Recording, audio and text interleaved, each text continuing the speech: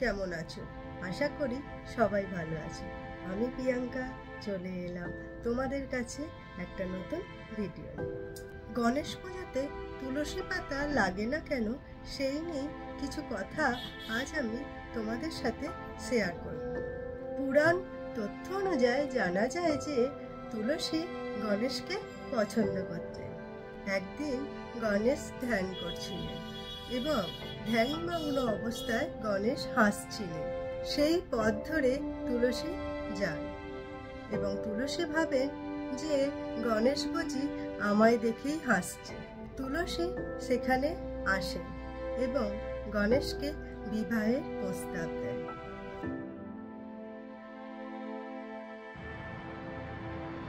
সেই মুহূর্তে গণেশ তুলসীর ওপর প্রচন্ড রেগে যায় এবং গণেশ তুলসীকে বলে, তোমার এত বড় সাহস, তুমি আমাকে বিবাহের প্রস্তাব দাও?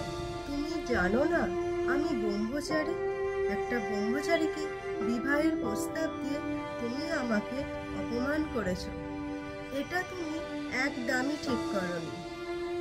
আমি তোমাকে অভিশাপ দিলাম, তোমার অসুর পরিবারে বিয়ে হবে এবং তোমার স্বামী হবে একটা অসুর।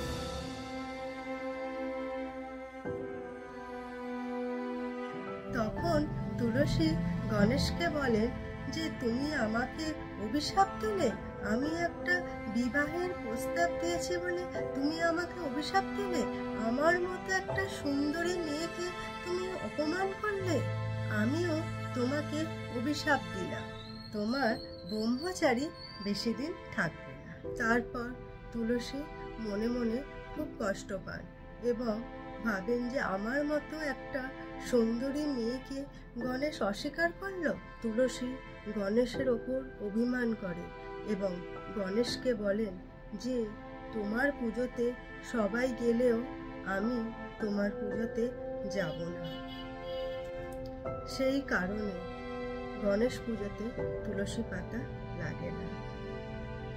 আমার ভিডিওটা যদি তোমাদের ভালো লেগে থাকে তাহলে লাইক, শেয়ার এবং সাবস্ক্রাইব করতে ভুলবে না।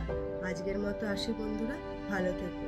আর একটা জিনিস সব সময় খেয়াল রাখবে যেন গণেশ পুজোতে কোনো রকম ভাবে তুলসী পাতা না দেয়া হয়।